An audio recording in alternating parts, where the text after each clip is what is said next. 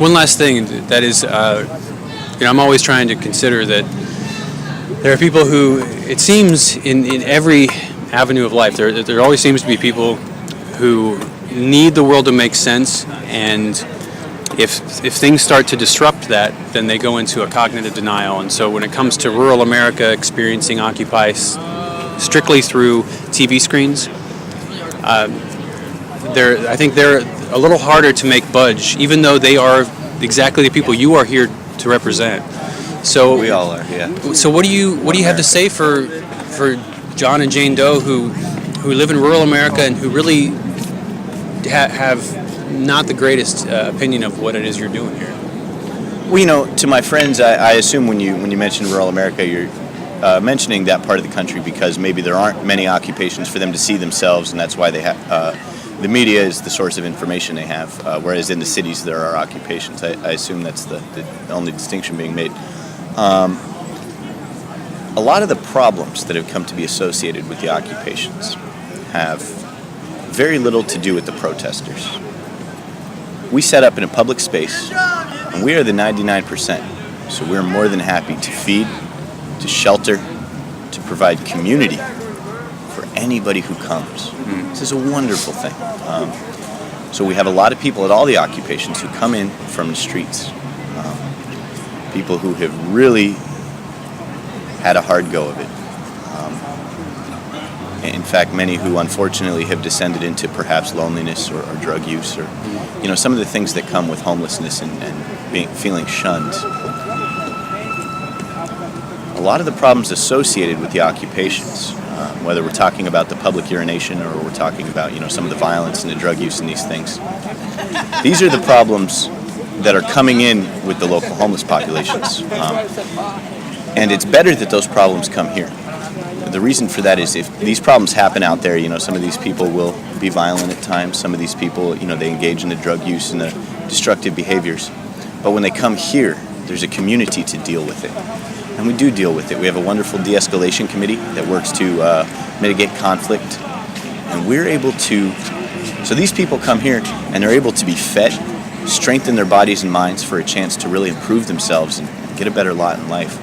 They're able to be kept warm, sheltered, and most importantly, they're able to experience community, interaction, and feeling genuinely appreciated. So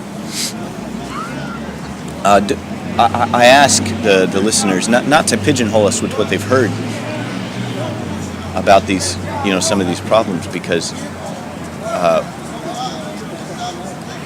I genuinely feel that by feeding, sheltering, and especially caring for the homeless in all these cities, we're doing the Lord's work. And for our movement to be seen in a bad light doesn't trouble me so much, but for the reason that a bad light is being cast upon us to be because we are doing such good work there, that's absolutely heartbreaking. So I hope they'll consider the service we're doing. Some of these folks who have come in from the streets who have been broken, living a broken existence for a very long time, boy, when they come here and they're fed, cared for, and sheltered, and people show them sincere love and appreciation, some of these people, it has absolutely turned them around, and for the first time in years, they've found something that they believe in that makes them want to improve themselves, want to turn around, and want to become better people. I am seeing just such beautiful things happen relating to that, and I also just really want everybody to understand that we are not a movement of the left. We're not a movement of the right. We are the American people coming together to have an open discussion about what our collective will is and how we, the people, can best become the ones who direct the governing process again. And so if you really want to learn about the occupations, I suggest just coming to one. Check out the General Assembly, talk to people, find out what's going on. And when you see, somebody who's clearly has come in from the streets and is not necessarily a part of the protests, don't judge us by that and leave immediately, but really look around and find out for yourself what's going on. Right on. Thank you, brother. Absolutely. Have you been here long? Almost 6 weeks. 6 weeks? Almost. Okay. Is this the only occupation that you've been at? Yes. Okay. Yeah. I live in Maryland, and I work in Maryland. So, I go to work in the morning, and I come here afterwards. I sleep here, get up and go to work from here. Right on. So, yeah, it's nice. I like it. So on a more just base level, I mean, how do you handle things like cleaning and grooming? I go home fairly frequently. That's pretty much it. Just a lot of trips back home. Do you guys do anything like those of you who live nearby who have residents here? Some of the other occupiers can come to your place and clean up too. Well, I know there is some of that. There's also unions that have opened their doors and welcomed people. So groups throughout the day go and do that. They can take showers there, clean up, change, all that. Me personally, I mean, I live too far out. That's one of the reasons I started actually sleeping here was in order for me to get the last bus home at night, I would have to leave around 8, which is when GA ends around 8. So that would basically exclude me from participating in the other committees that we have and everything. So I basically had to start sleeping here if I was going to get more involved, which after visiting a couple of times, I really felt drawn to the movement and wanted to participate on a higher level. Good. Yeah. Where do you find yourself spending most of your time here? I'm looking around at lots and lots of tarps, makeshift tents, actual tents, signs.